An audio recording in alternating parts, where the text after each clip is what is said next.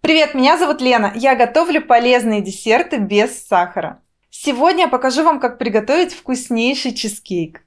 Особенность этого чизкейка в том, что он готовится из самых простых ингредиентов, содержит много белка и при этом имеет потрясающую текстуру выпечного чизкейка. И он очень вкусный. Для основы нам понадобится 80 грамм овсянки долгой варки и 25 грамм миндаля.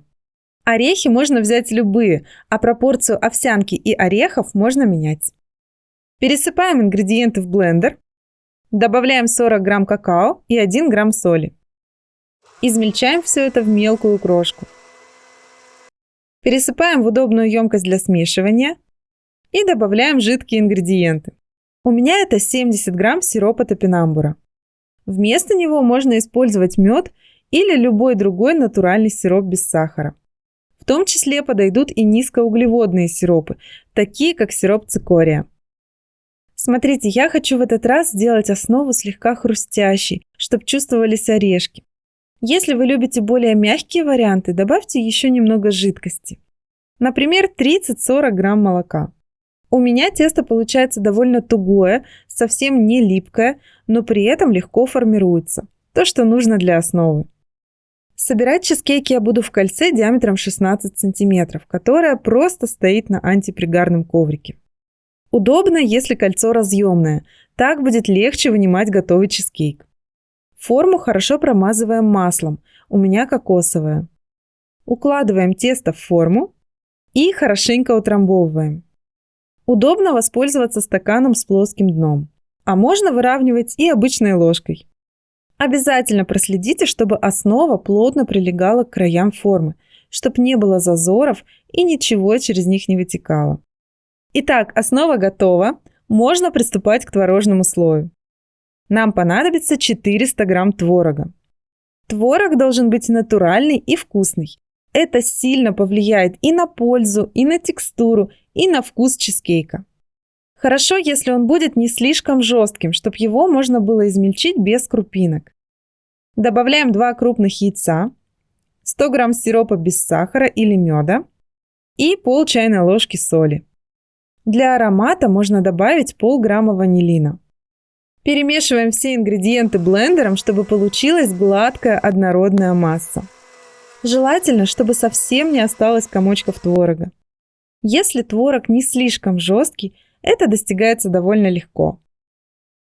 Перекладываем эту массу в форму, аккуратно разравниваем.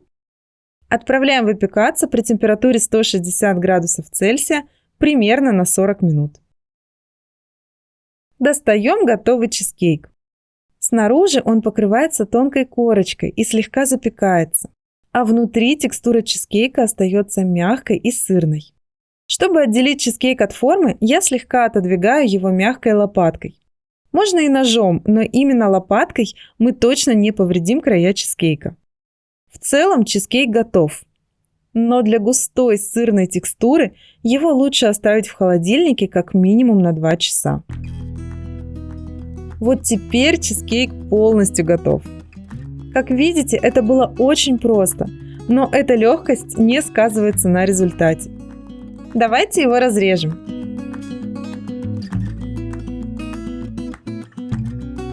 Простой и красивый разрез. Шоколадная основа тут особенная, слегка хрустящая и довольно плотная. В ней чувствуется и ореховый вкус, и шоколадный. А сырный слой, только посмотрите, какая у него текстура. Насыщенно сырная, густая и при этом однородная и легко растворяющаяся во рту. Благодаря мелкому измельчению творог здесь не ощущается. Можно полить кусочек, например, вареньем без сахара. У меня вишневое. Мне очень нравится сочетать чизкейки с ягодами, но можно использовать и шоколадную глазурь. А можно и вообще обойтись без топпинга. По вкусу десерт получается в меру сладкий, чуть-чуть соленый, как и положено чизкейку. Потрясающий сырный вкус прекрасно гармонирует с легкой горчинкой шоколадного слоя. Все вместе это очень вкусный, полезный чизкейк с высоким содержанием белка. Кстати, если вы выбираете высокобелковые десерты, рекомендую приготовить протеиновые батончики с канала моего мужа Артема. Они безумно вкусные и готовятся совсем несложно. Спасибо за лайк, готовьте с удовольствием, готовьте красиво и радуйте своих родных и близких полезными десертами. Пока!